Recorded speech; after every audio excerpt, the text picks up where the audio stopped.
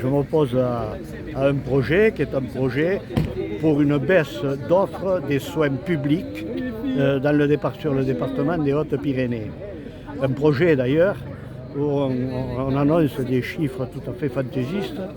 Les seuls chiffres valables, ce sont ceux qui ont été présentés au Copermo. Le Copermo, c'est la commission qui est habilitée à décider, oui ou non, l'hôpital de Lannes se fera ou ne se fera pas.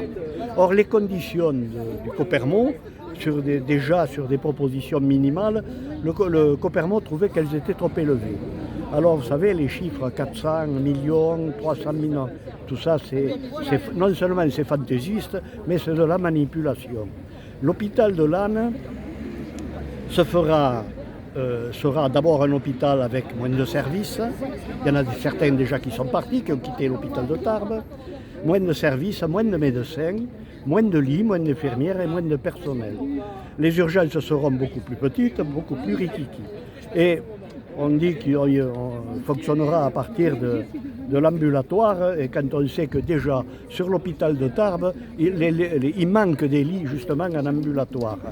Donc on se retrouvera à peu près entre Tarbes et Lourdes avec la moitié des lits de l'offre qu'il y a quelques années à peine. L'hôpital devra emprunter des sommes colossales, l'hôpital qui est déjà fortement endetté et ne pourra jamais rembourser en 20 ans la part qui lui revient. Donc les collectivités locales seront obligées d'abonder. Elles abonderont d'ailleurs dans les équipements au travers de l'assainissement, l'eau, l'électricité, parce qu'effectivement pour alimenter l'hôpital de Lannes, il faudra autre chose que les réseaux existants actuellement. Donc c'est une proposition de baisse de l'offre publique de soins.